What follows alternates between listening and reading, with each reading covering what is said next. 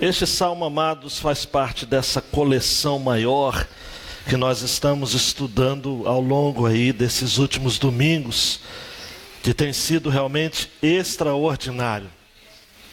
São chamados cânticos de degraus, em algumas versões cânticos de ascensão, em outros cânticos de peregrinação, como salmos de peregrinação, onde nós vamos encontrar relatos, amados, em forma de hinos e de orações que eram cantadas pelo povo por ocasião de uma das subidas a Jerusalém. Ou era Páscoa, ou era Pentecostes, ou era Tabernáculos.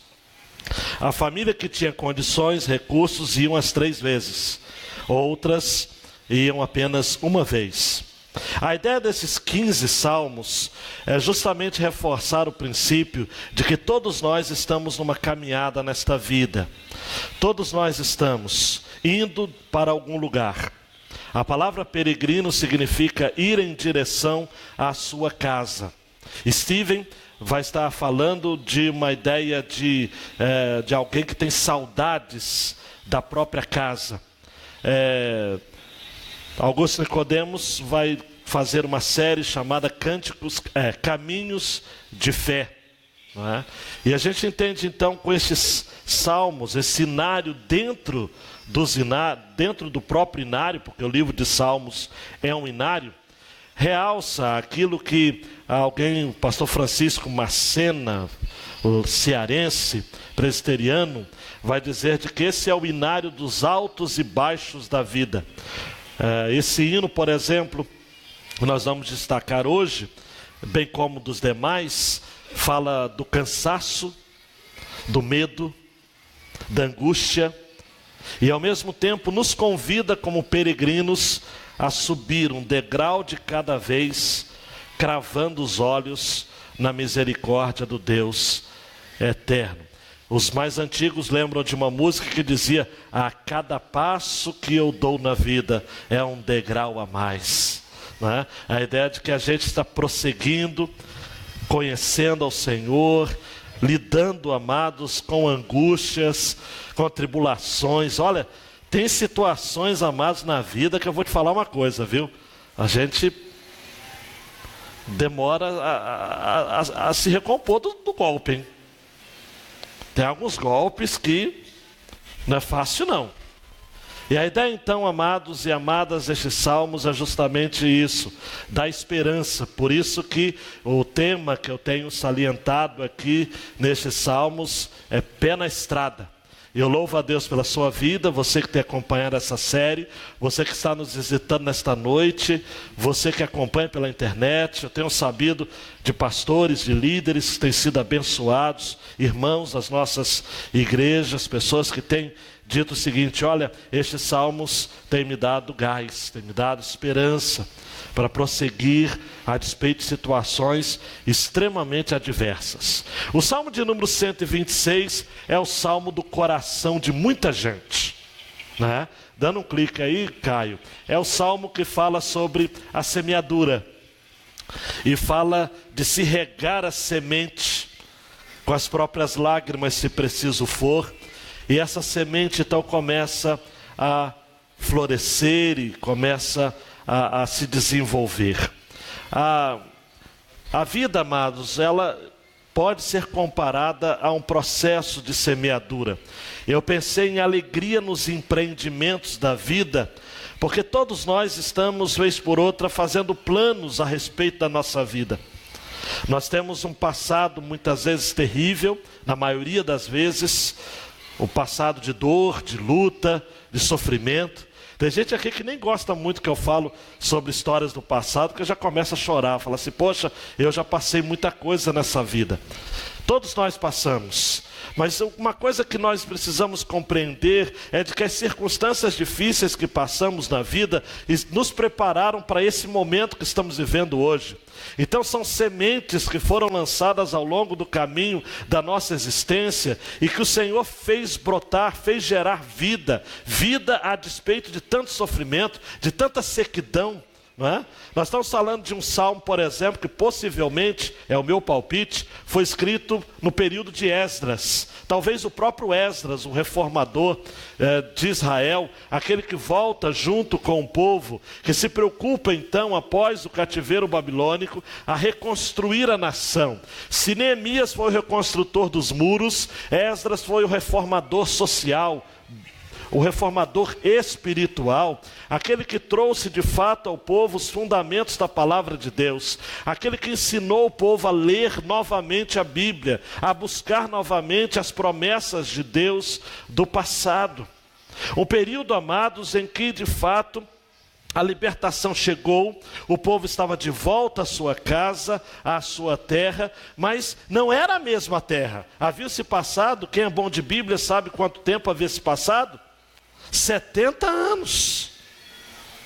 Várias gerações se passaram. Se você medir comigo uma geração por 25 anos, eram quase 3 gerações. É como se o homem fosse para o cativeiro babilônico, lá ele tivesse um filho, um neto, e depois nem ele voltasse. De repente voltava só o neto, ou o bisneto. Então, havia uma sede, havia um desejo de voltar para casa, mas não havia, amados, vez por outra, expectativa de que isso iria acontecer.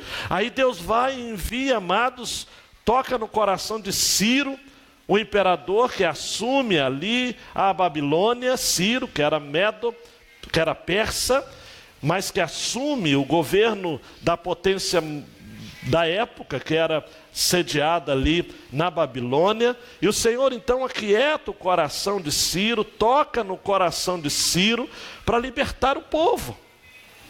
Isaías vai chamar Ciro de meu pastor, o Senhor está chamando Ciro de meu pastor, de meu servo. Aquele que realmente fez a vontade de Deus no primeiro ano de Ciro, rei da Pérsia, Esdras 1:1, para que se cumprisse a palavra do Senhor pela boca de Jeremias, despertou o Senhor o espírito de Ciro, rei da Pérsia, o qual fez passar pregão por todo o seu reino, dando a libertação finalmente ao povo. E agora? Estamos de volta para casa. Mas cadê o templo? Ruínas. Os muros, eu acredito, aí a cronologia bíblica é um problema, né? Mas eu acredito que os muros já estavam reconstruídos. Esdras veio depois de Neemias. Eu sigo essa linha. Mas e o templo? Quando, no período do profeta Ageu, basicamente junto desse período, o templo é reconstruído, os mais velhos, os mais novos ficaram felizes. Oh, que alegria! E os mais velhos ficaram tristes, choravam. Ageu vai estar dizendo, por quê? Porque o templo, amados, em comparação com o de Salomão, era uma michuruca só. E aí Deus falou através do profeta, a glória da segunda casa será maior do que a primeira. Eu posso ouvir um amém? Amém. Mas por quê? Porque naquele templo, amados, obviamente naquele templo, reformado depois por Herodes, Jesus seria apresentado. E Jesus, em Mateus, é maior do que o templo. E na sua morte, o véu do templo se rasga de alto a baixo. E eu li, amados, uma interpretação sobre essa questão do véu se rasgar de alto a baixo. Não é apenas o fato do homem agora ter acesso direto a Deus, mas o véu do templo se rasgando é Deus saindo do templo para ir de encontro com o homem. Coisa linda. Então, imagina se congela aí essa imagem histórica. Ciro diz, Israel, povo, pode voltar para a Palestina. Congelou essa imagem? Basicamente aí no século 4, 3 antes de Cristo. Quando o Senhor trouxe os cativos de volta a Sião, ficamos como quem sonha. Então nossa boca se encheu de riso, e nossa língua de cânticos de alegria. E se dizia entre as nações, o Senhor fez grandes coisas por nós, por eles. Sim, O Senhor fez grandes coisas por nós, e por isso estamos alegres. Senhor, restaura nossos cativos, assim como renovas as correntes do Neguebe. Os que semeiam em lágrimas colherão com cânticos de júbilo. Aquele que sai chorando a plantar a semente voltará com cânticos de júbilo, trazendo consigo seus feixes. Por favor, Deus, fale ao nosso coração como igreja do Senhor nesta noite. Não deixe de falar tudo o que o Senhor tem para nós, no nome de Jesus. Amém e amém. A grande ideia desta passagem, dê um clique e cai. Vamos dizer juntos, amados? Vamos lá? Quem tem testemunho das ações do Senhor na sua história de vida, encontra alegria naquilo que se empreende fazer. De novo, juntinhos, vamos lá? Quem tem testemunho das ações do Senhor na sua história de vida, encontra alegria naquilo que se empreende fazer. Eu e você, olha para mim por favor, precisamos ter experiências com o Senhor. Eu já disse isso aqui à exaustão, mas eu vou continuar me extenuando, falando a mesma coisa. Você não pode viver refém da experiência de Deus que os outros tiveram. É importante ler biografias, eu gosto de ler biografias. Homens de Deus no passado, embaixadores do rei estão sempre lendo biografias. Mas nós precisamos, amados e amadas, termos as nossas experiências, porque quem tem testemunho das ações do Senhor na sua história de vida, encontra alegria naquilo que se empreende fazer. Eu usei o termo empreendimentos, empreende, porque é a palavra do momento. Ser um empreendedor, sonhar com algo, desejar algo. Amados e amadas, nesse texto nós temos homens e mulheres que estão como que estivessem sonhando. Dê um clique aí, a primeira porção, por exemplo, dos versos 1 a 3, será que eu estou sonhando? Eu leio esse salmo, esses primeiros 3 versos, eu fico imaginando aquela brincadeira que a gente de vez em quando vê na televisão. Me belisca, será que eu estou sonhando? Essa é a ideia, amados. O salmista diz, quando o Senhor trouxe os cativos de volta a Sião, apesar que eu sou um cara tradicional, meio antigo, eu gosto daquela versão da Revista Corrigida, quando o Senhor restaurou a nossa sorte. Éramos como os que estão sonhando. Lembra? Essa é a ideia. Ficamos como quem sonha. Quando algo, amados, absurdamente bom está para acontecer, nós, amados, ficamos realmente como quem sonha. Quando o Senhor trouxe os cativos de volta a Sião, era o século 6 antes de Cristo, o retorno dos exilados da Babilônia. Houve várias levas, né? Então, numa das primeiras levas, quando o cativo, o povo de Israel, teve permissão de voltar ao seu país, a decisão de Ciro de permitir que os exilados retornassem, não foi apenas norma política, amados, foi intervenção de Deus. Eu leio a história e você precisa aprender a ler a história sobre a ótica do dono da história, que é Deus. Jeremias 25:12. Acontecerá, porém, que quando se cumprirem os 70 anos, visitarei o rei da Babilônia e esta nação, diz o Senhor, castigando a sua iniquidade, a terra dos caldeus, farei deles ruínas perpétuas. Jeremias 29:10. Porque assim diz o Senhor, certamente que passados 70 anos em Babilônia, preste atenção, vos visitarei e cumprirei sobre vós a minha boa palavra, tornando a trazer-vos a este lugar. Nós precisamos ter uma visão da história, amados, em que Deus é o agente, é o motor da história. Deus é o Senhor da história. Chegou um tempo, amados, que não deu outra. A providência de Deus sorriu para o povo de Deus. Os judeus que estavam ali, E eles ficaram assim: gente, será que é verdade? Quase que como um desvario, um delírio. Matthew Henry, gostei muito que ele disse: a providência assobiou para eles e eles estavam dançando, parecia um sonho. Era um momento de grande fascínio. Deus já havia mostrado, amados, àquele povo quanto eles eram especiais para o próprio Deus.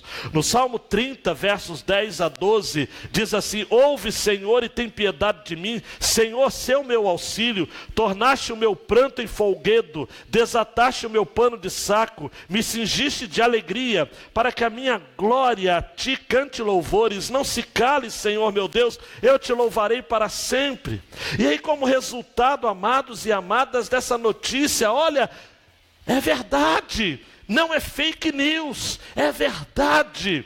Houve então, amados, no lugar do temor, a celebração. Então a nossa boca se encheu de riso, e a nossa língua de cânticos de alegria. A palavra riso aqui, no original, é brincadeira. Começaram a fazer brincadeiras, começaram a celebrar. A King James traduziu assim: quando o Senhor trouxe novamente restauração a Sião, nós nos sentimos como num sonho. Então se nos encheu de riso a boca e a nossa língua de alegres expressões de louvor. E até nas outras nações se comentava: o Eterno fez maravilhas por este povo. E se dizia entre as nações: o Senhor fez grandes coisas por eles. A ideia, amados e amadas, é uma celebração de intensa alegria, cânticos de júbilo. O Salmo 126 começa com cânticos de júbilo, versículo 2, ou cânticos de alegria, e termina, versículo 6, com cânticos de júbilo, ou cânticos de alegria. A ideia, amados, é o reconhecimento que as nações tiveram ao ver aquele povo antes moribundo, desanimado. Você conhece o Salmo de número 137? Harpas de penduradas nos salgueiros, gente que tinha vontade de morrer, gente que desejava a morte dos seus inimigos, e de repente o Senhor irrompe um espírito de alegria, porque Ele havia intervido na história do seu povo. Amado, amada, preste atenção nisso. Quando o Senhor mudar a sua sorte, prepare-se para se alegrar. Eu era pequenininho lá em Minas Gerais e cantava: não pode ser triste um coração que ama Cristo, não pode ser triste um coração que ama Deus. A alegria, amados, invade o coração, aprisiona a alegria, a tristeza, e faz com que haja testemunho. Preste atenção: testemunho entre as nações. Se dizia entre as nações, o finalzinho do versículo 2: o Senhor fez grandes coisas por eles.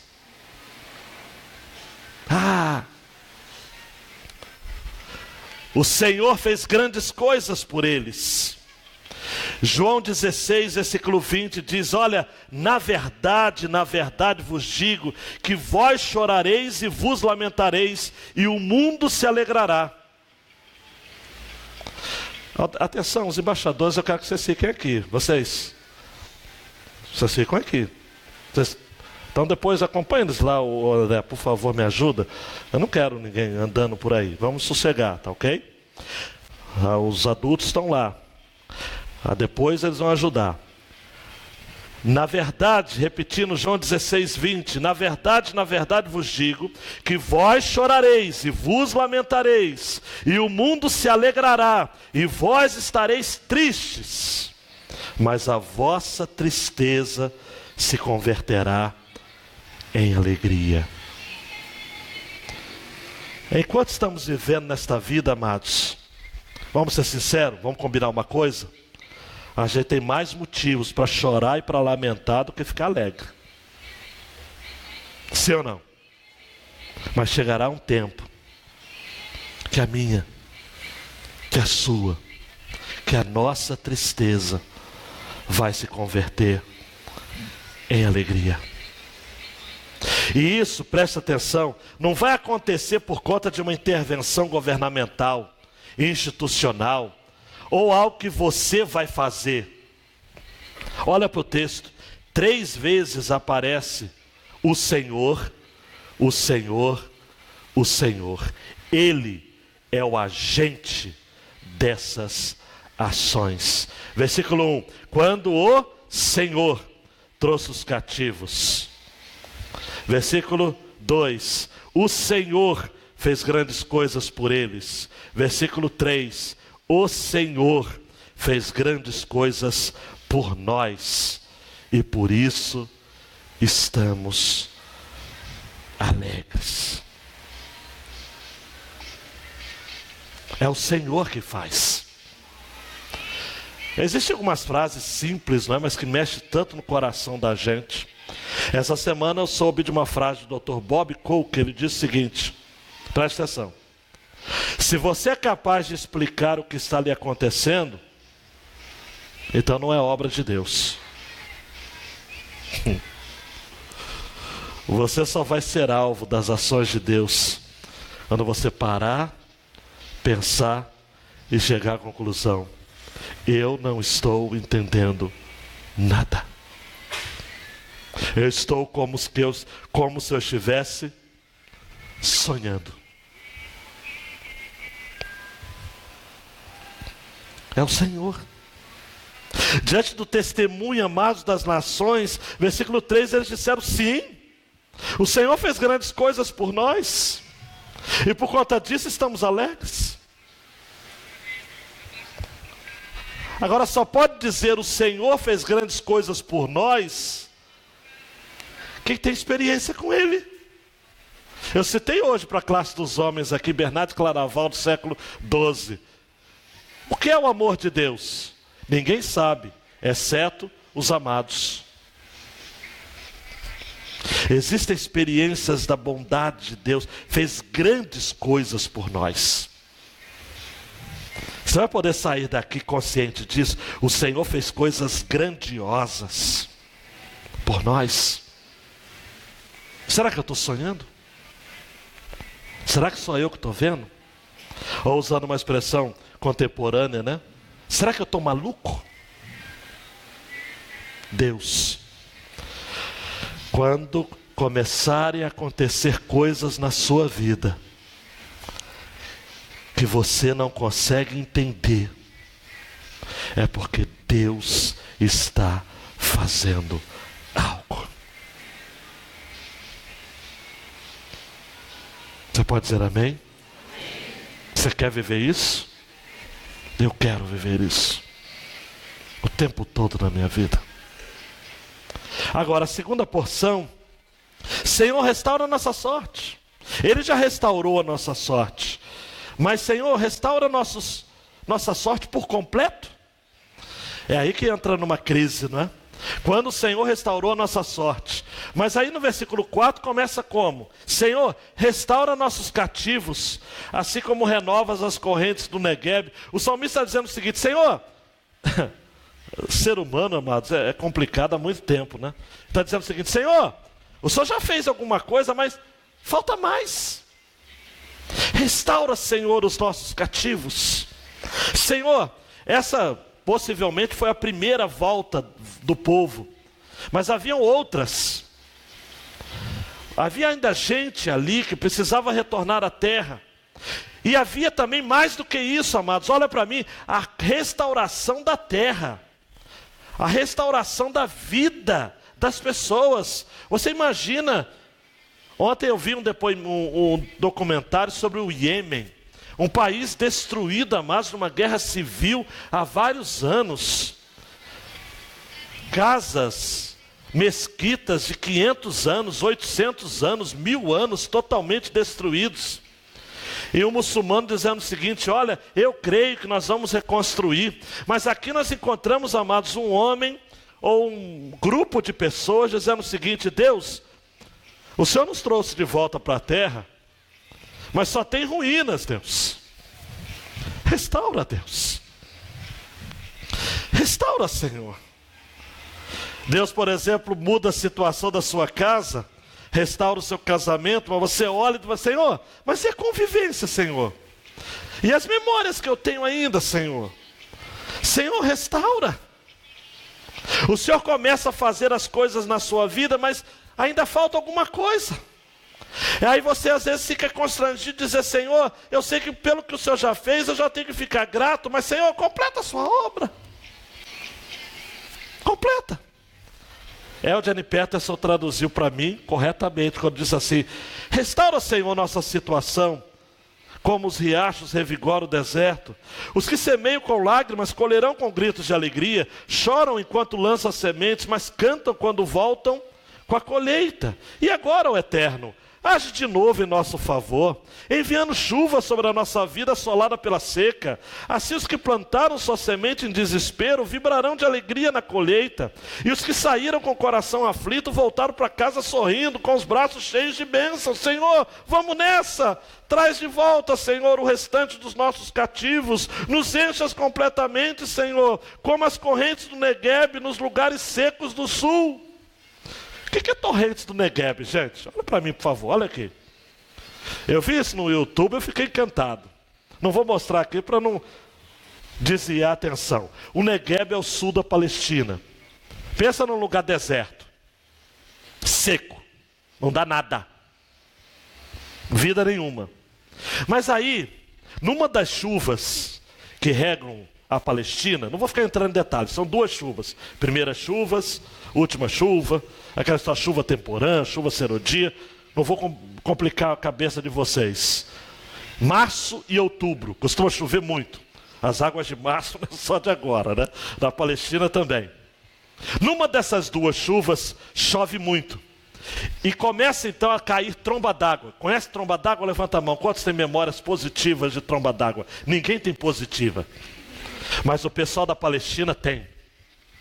Porque quando cai, amados, as trombas d'água descendo pelas correntes do Negueb, o sul da Palestina, é a inundação do bem, é a enchente de Deus.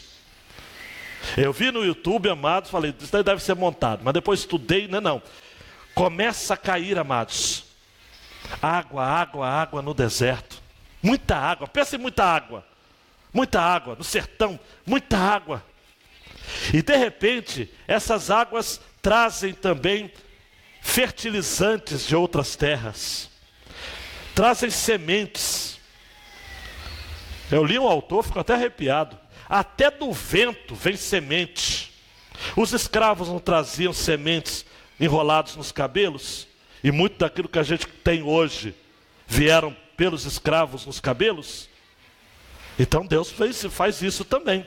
Manda vento, através do vento, semente. Aí depois de alguns tempos, depois das correntes do Negueb, Beto, aqueles lugares áridos, começa a florescer vida, gente. Meu Deus do céu, essas sementinhas bonitinhas que eu coloquei aqui, começa a brotar. Eu estou falando, não sei se lá tem essa cultura, né? Mas imagina, alface, couve,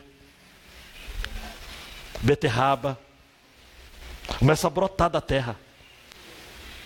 Sementes que vieram junto com a tromba d'água. Diga comigo, santa tromba d'água.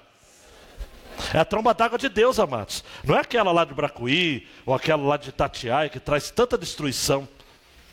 É a tromba d'água de Deus. Eu não sei, olha, você vai receber essa palavra no seu coração, hein? Quando Deus mandar uma tromba d'água de bênçãos na sua vida, o que tem de seco aí, de Negueb do seu coração, Deus vai fazer um jardim, hein? Uma horta. E eu quero participar com você das suas bênçãos. Estéreis vão ser mães.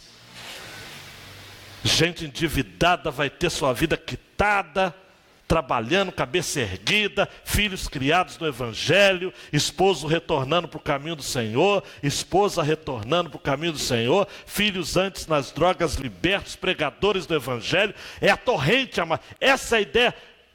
Renovas assim como renovas as correntes no Negueb. Essa é a ideia, mas a tromba d'água de Deus. A NVI traduziu assim, uma versão mais clássica, né? Senhor, restaura-nos assim como enches o leito dos ribeiros no deserto. Derek Kidner vai dizer, um comentarista, que é o efeito de uma chuvarada que transforma o deserto em derredor em lugar de relva e flores, da noite para o dia. Olha para mim, amados. O Negueb, deserto, amados. Aquele chão rachado, aquela sequidão do inferno. Não se vê nada, só morte, vida e morte severina. Aquela tragédia humana. De repente o Senhor manda uma chuvarada. Começa a descer trombas d'água no deserto. E o salmista diz, Senhor, restaura nossos cativos, assim como renovas as correntes do Negueb. Os que semeiam em lágrimas colherão com cânticos de júbilo.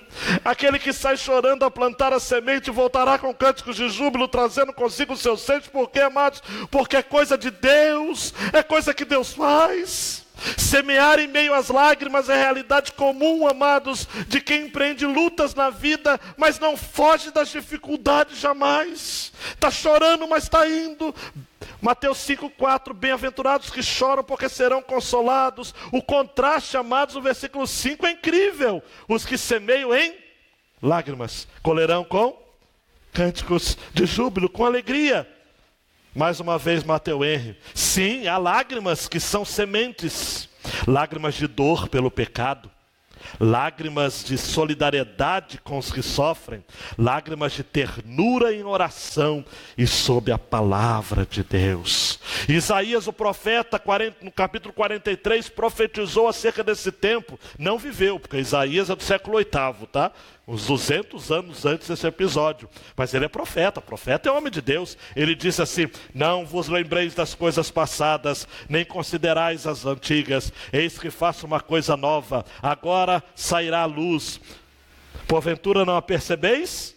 Eis que porei um caminho no deserto e rios no ermo. Sabe o que é ermo? É lugar desabitado. Caminho no deserto. Aleluia. Você sabe o que é caminho no deserto? A gente, só nordestino aqui do sertão que sabe o que é deserto. Caminho no deserto. Deus faz um caminho no deserto. E rios em lugares desolados. Deus tem uma tese nesse texto. Mesmo com a dureza na semeadura, a colheita será esplendorosa. Calvino vai dizer, visto que frequentemente acontece que temos de semear em meio às lágrimas, devemos elevar nossa mente à esperança da colheita, para que a tristeza não enfraqueça ou afrouxe nossa diligência. Na terra da Palestina, amados, até hoje, lá em Israel, a terra é seca, mas há métodos de semeadura, obviamente hoje bem desenvolvidos ali, tecnologia estudada no mundo inteiro, não é? Mas a ideia que o salmista está dizendo aqui é o seguinte, amados. Preste atenção, hein? Como diz o pentecostal, é forte esse negócio. Diz assim, olha, aquele que sai chorando a plantar a semente, por que ele sai chorando? Porque a cada semente que ele coloca, não tem água. Então ele chora em cima. Aí ele coloca uma outra semente e chora. Não tem água. Sai chorando a plantar a semente. Até mesmo porque, amados, ao semeador só cabe semear.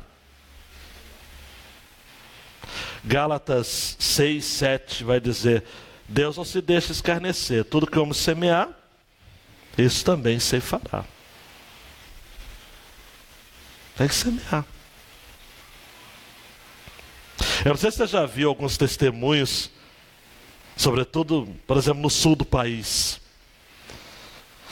Depende muito da chuva e tal, mas nós temos irmãos aqui, por exemplo, na região de Teresópolis, por exemplo, né?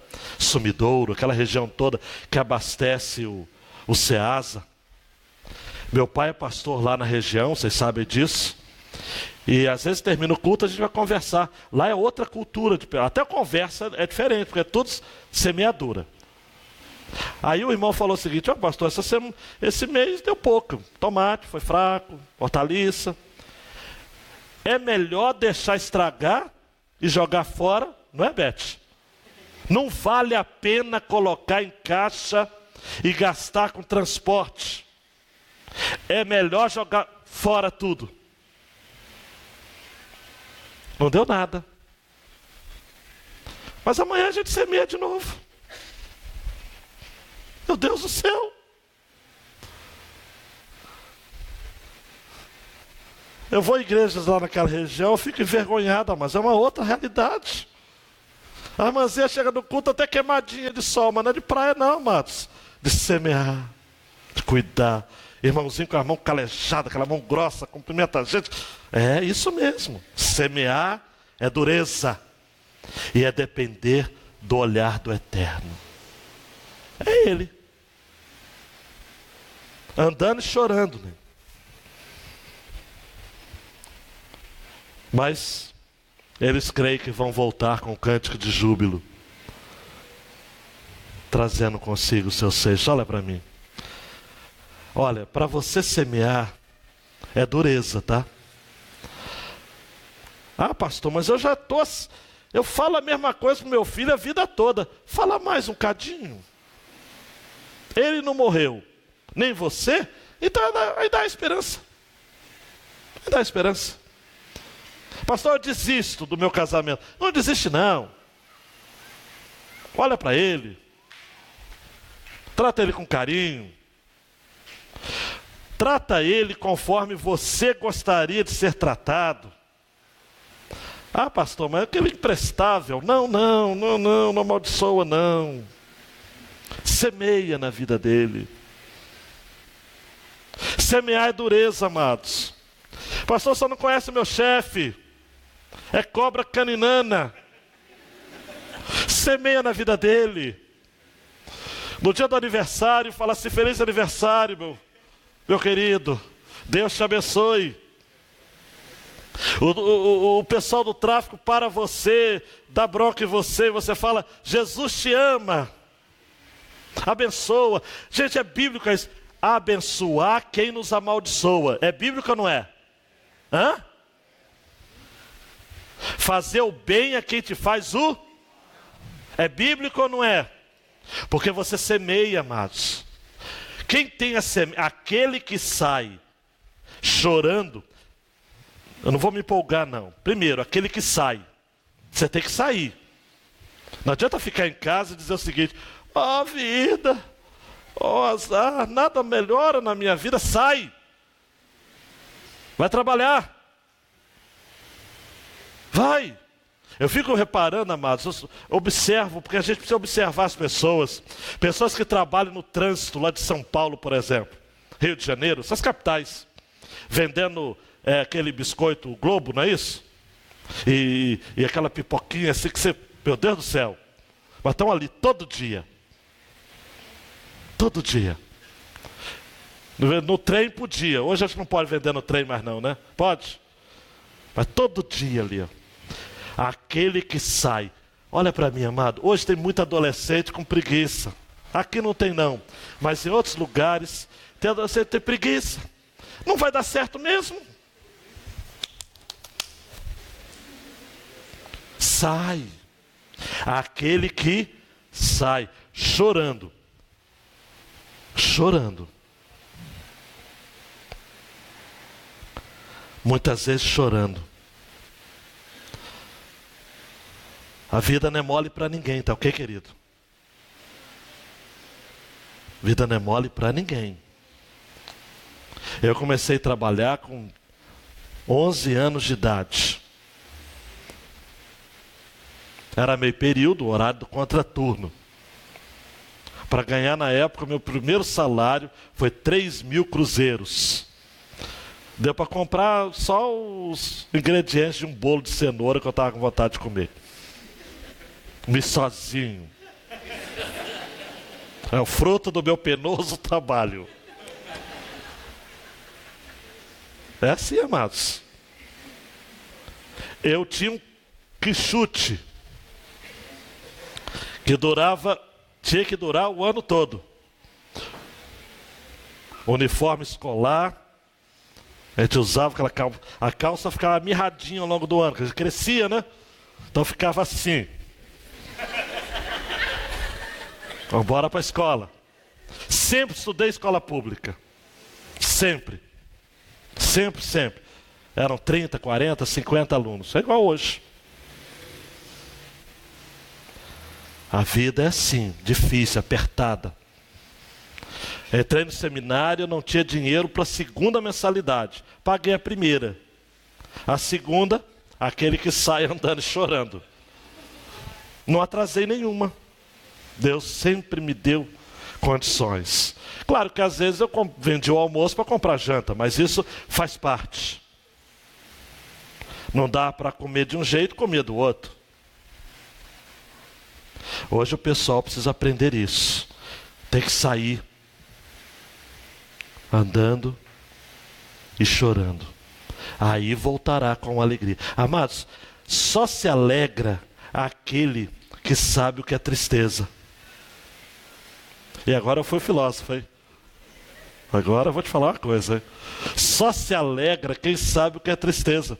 Porque quem não sabe o que é tristeza, é tudo bem bom. Mamãe, me dá danoninho. Danoninho? André. Era uma raridade. Macarrão você comia no domingo. E tinha frango. O bom domingo, hein? Tem que ser assim. Tudo que é sofrido é bom. Por isso que eu fico pensando, esses pais ficam assim, meu filho vai ter que ir para a faculdade, vai ralar. Deixa ralar. Deixa, faz parte, amados, da vida, do amadurecimento. Vai valorizar. Esse negócio de tudo na mão cria uma geração de delinquentes. Não crie o seu filho para ser um delinquente. Precisa aprender a valorizar as coisas da vida. Tudo na vida é difícil. Tudo, amados. Na geração do meu pai era muito mais. Eu ainda tive mais benefícios que o meu pai. O meu filho vai ter mais benefícios que eu. Mas tem que sofrer, chorar, regar as sementes da fé com lágrimas. Quem não chora, quem não sabe a dor da conquista, não tem como se alegrar com a vitória. Mas vamos lá, as aplicações, porque eu me empolgo, esse tema é fortíssimo. Né, Caio? Você sofre, Caio? Tá gordinho. Temos de lançar 2 olhares na vida. E são olhares que têm potencial de mudar a nossa situação. Para trás é gratidão. Para frente é súplica. Eu leio esse salmo e eu vejo esse homem olhando para 2 lugares. Versículo 1. Quando o Senhor trouxe os cativeiros de volta a Sião, é o olhar para trás. Grandes coisas fez o Senhor por nós, é o olhar para frente. Olha, a gente precisa aprender a ter esses 2 olhares. Hoje nós conquistamos algo, amados, que alguém lutou por nós. Hoje nós temos liberdade de expressão, até mesmo para comemorar.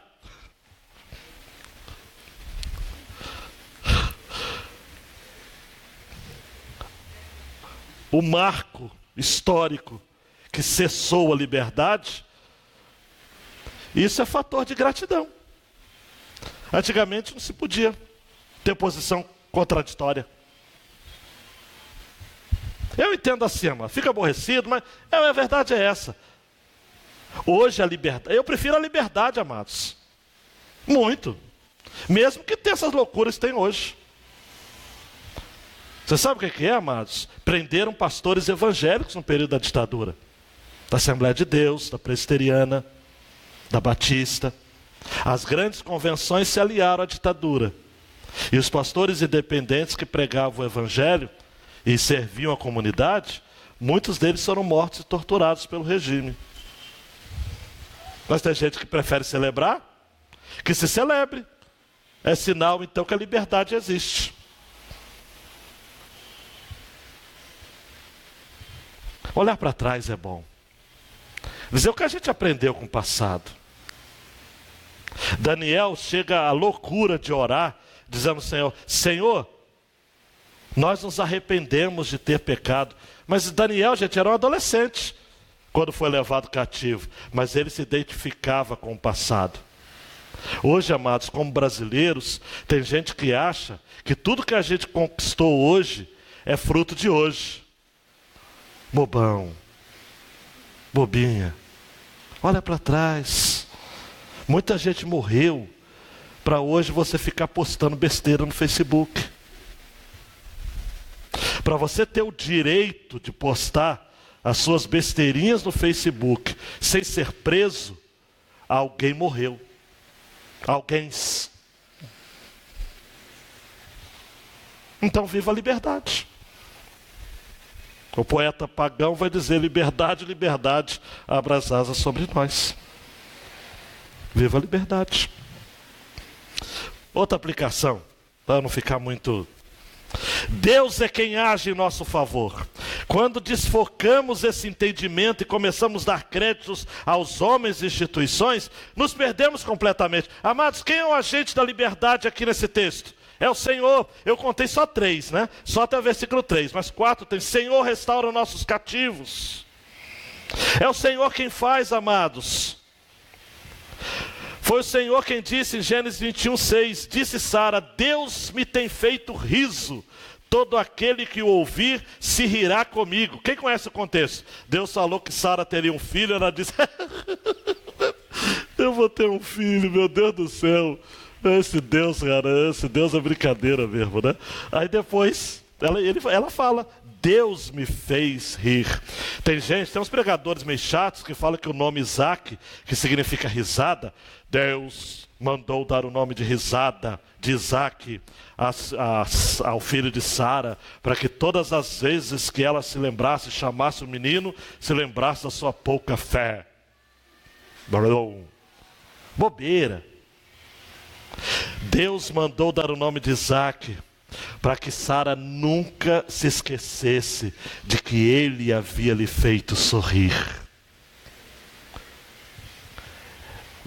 Isaac aprontava alguma coisa, Sara dizia o seguinte: ô riso de Deus, você que me fez sorrir, você não é brincadeira não, você é fruto da ação de Deus na minha história.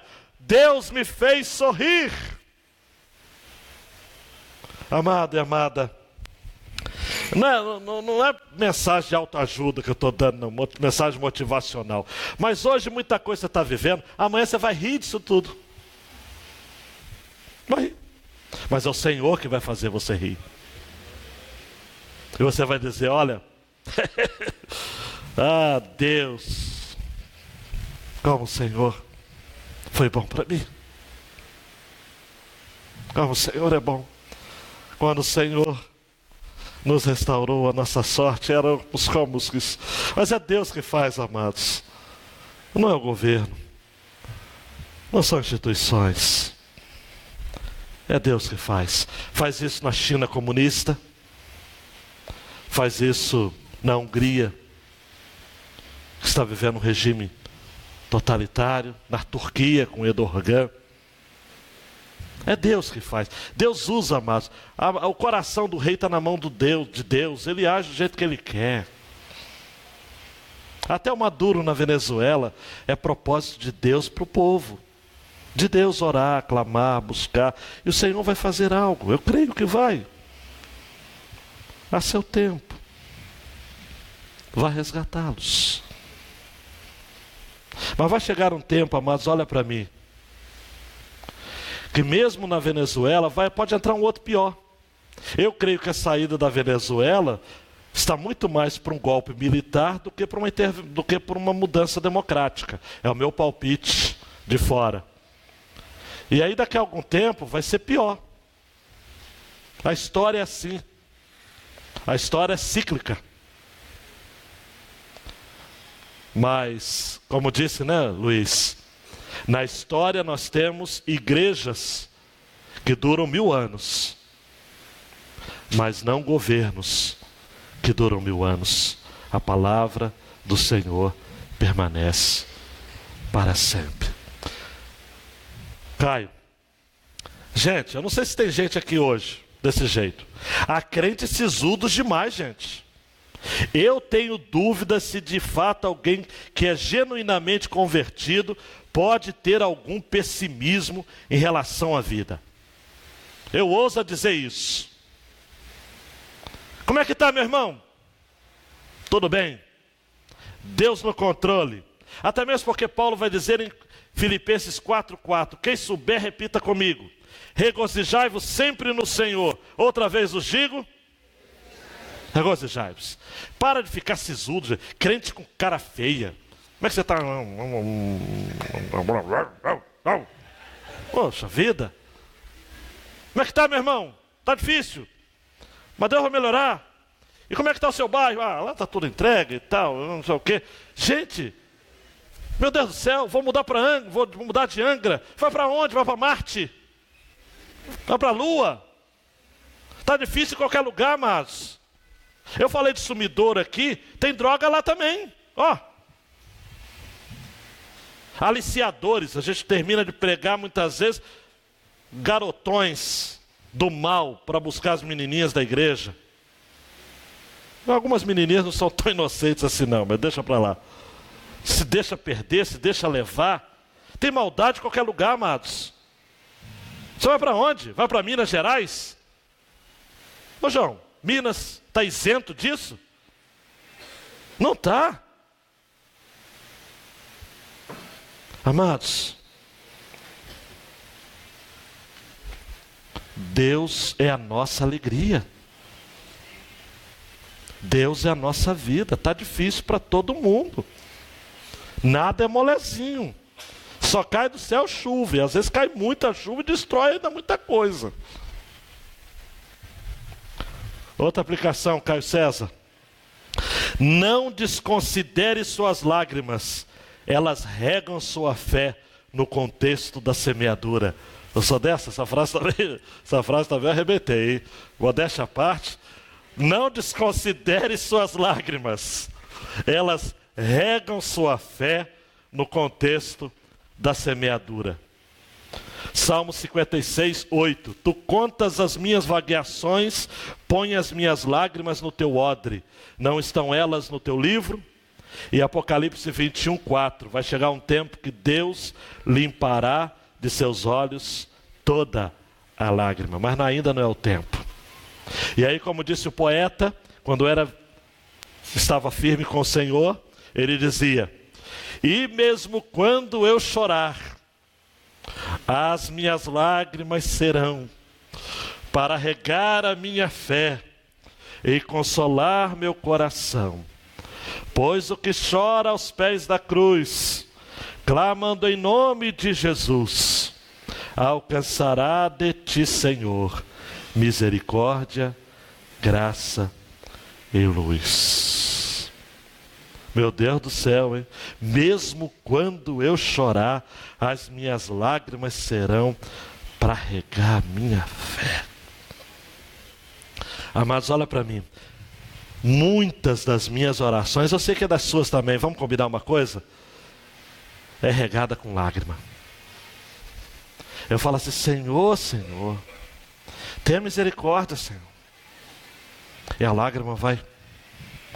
E a gente termina até mais leve. A gente chora. E o Senhor vai dizendo: continua, meu filho. Continua, minha filha. Por fim, no Brasil do em se plantando tudo dá, precisamos entender que temos de plantar, se a gente quiser colher. Aí, como professor de história, vamos trazer um trechinho da carta de Pero Vaz de Caminha, o primeiro documento escrito em solo brasileiro. Olha um trecho da carta de Pero Vaz de Caminha para o rei Dom Manuel, o Venturoso. Falando acerca da terra. Vamos lá? Nela, o sotaque português eu não vou te dizer. Nela, até agora, não podemos saber que haja ouro, nem prata, nem coisa alguma de metal ou ferro, nem lo vimos.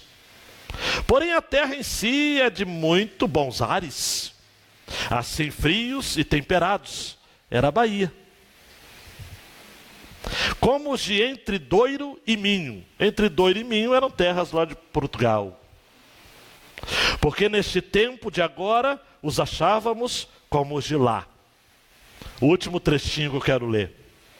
Águas são muitas, infindas, e em tal maneira é graciosa, que, querendo aproveitar, dar-se-á nela tudo, por bem das águas que tem. Querendo aproveitar, dar-se-á nela tudo. Mas amado, olha para mim, é uma coisa lógica. Até os portugueses sabiam disso. Tem que plantar para colher. Em se plantando, tudo dá. Amados, Tiago 5, 7 a 8, vai dizer o seguinte: sede pacientes até a vinda do Senhor. O lavrador espera o precioso fruto da terra, aguardando com paciência. Repita comigo: paciência. Até que receba a chuva temporã e serodia. Sede vós também pacientes. Fala de novo: pacientes. Fortalecei os vossos corações, porque já a vinda do Senhor está próxima. Tem que ter paciência, gente. Andando e chorando. Olha, é igual lá no sumidouro. Esse mês a couve não deu. Vamos tentar de novo outra. Não dá. Perdemos chuchu. Vamos tentar de novo. Perdemos tomate, foi fraco. Tentamos de novo. Vamos tentar de novo. Nossa alegria é isso, amados. Dá um clique aí, Caio, por favor. Quem tem testemunho das ações do Senhor na sua história de vida, encontra alegria. Mas encontra alegria naquilo que se empreende fazer. A nossa alegria, mas não está, presta atenção, da gente semear e logo vir. Porque o texto diz, olha, aquele que sai chorando a plantar semente, voltará com cântico de júbilo, trazendo consigo o seu cesto. Mas nesse voltará com júbilo, tem que sair chorando. Tem gente que quer voltar com alegria, mas não. Então a gente precisa aprender, meu ponto final da mensagem, meu ponto focal vai ser esse. A gente precisa semear. E tendo alegria de que o Senhor vai agir em nosso favor. Mesmo que a gente não esteja vendo nada. Talvez seu coração nesta noite seja como um leguebe.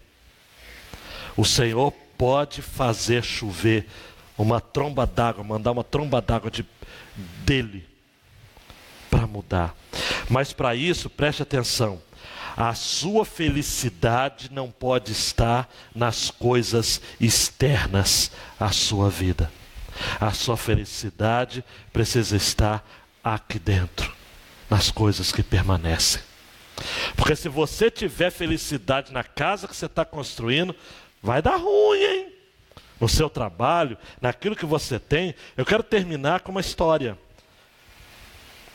Diz que um pastor ficou hospedado numa casa de um jovem casal, muito bem sucedido, sucesso, pensa num cara de sucesso, de dinheiro, membro ativo de uma igreja. Estavam sempre nas alturas. É tudo bênção, tudo vitória. Vamos lá. Só que certa noite, o marido deu partida no carro para ir na igreja, e ouviram de repente um grunhidinho debaixo do capô do carro. Miau! Quando abriu, o gato de estimação do casal estava lá. Com alguns pedaços de pelo a menos. Amados, Aquele casal entrou em desespero tão grande que toda a confiança, a animação foram embora. Eles ficaram pior do que o gato. Demorou horas para se recuperarem. Eu não estou querendo dizer aqui que a gente não pode ter apego aos animais, mas eu estou querendo dizer e reforçar aqui que se a sua felicidade está apenas na saúde daqueles que estão ao seu entorno, incluindo animais domésticos, a sua felicidade é débil e instável. Nossa felicidade, a nossa alegria deve ser nas coisas que vão permanecer para a vida eterna. Jesus disse, eu vou terminar com essa palavra de Jesus: trabalhai não pela comida que perece, mas para que permanece para a vida eterna. Você ficar muito de amorzinho as coisas que Deus lhe dá, Deus pode tirar. Ih, pastor, coisa séria. Um dia Deus chegou para Abraão e falou o seguinte: vai lá e mata o seu filho, aquele que você ama. Está comigo ou não está? E Abraão precisou viver ali. O exercício da fé é entregar aquilo que para você constitui um ídolo no seu coração.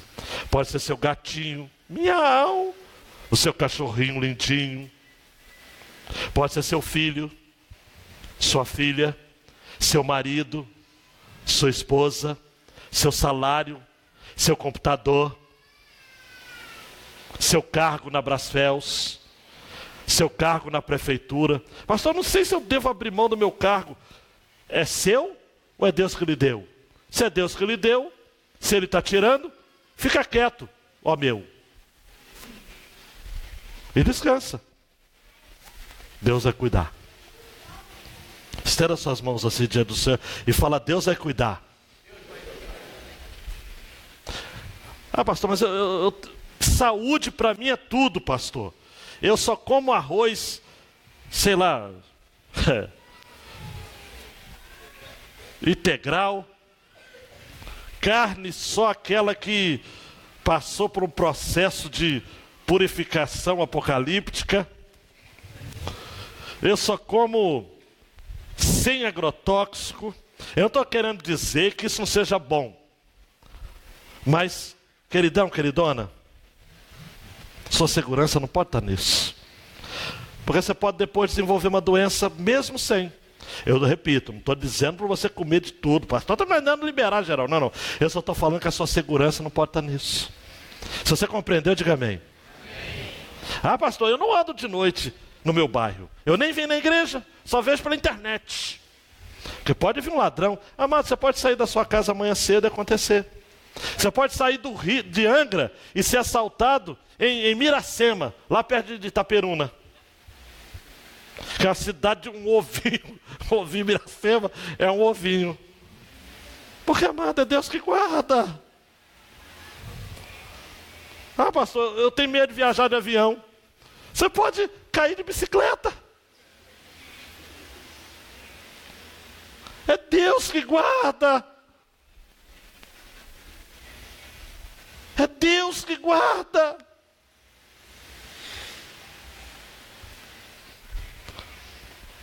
Estenda suas mãos assim, diga: Senhor, eu quero ter experiências contigo, Deus. Eu não quero ser um crente que fica vendo os outros falando daquilo que Deus faz e eu mesmo não experimento. Eu quero experimentar, Deus. Eu não quero ser como Naamã, que quando Eliseu pediu para mergulhar 7 vezes no Rio Jordão, de início ele falou o seguinte: ah não, tem rios melhores lá na minha terra.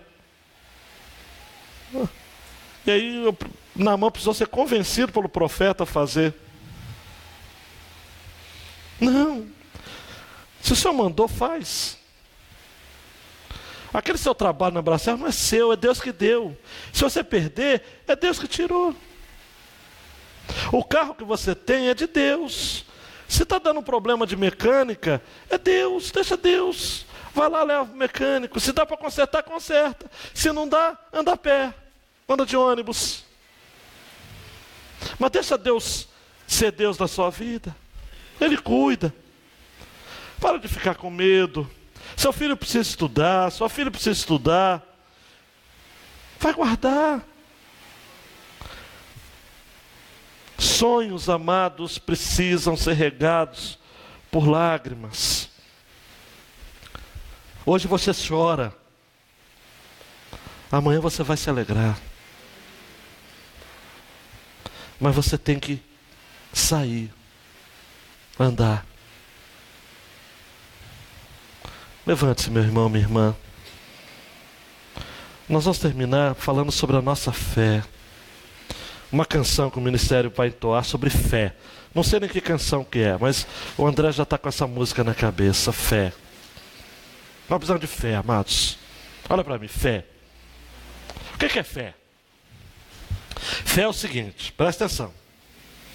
Está tudo nebuloso. Mas você consegue ver que Deus ainda pode mudar a sua história.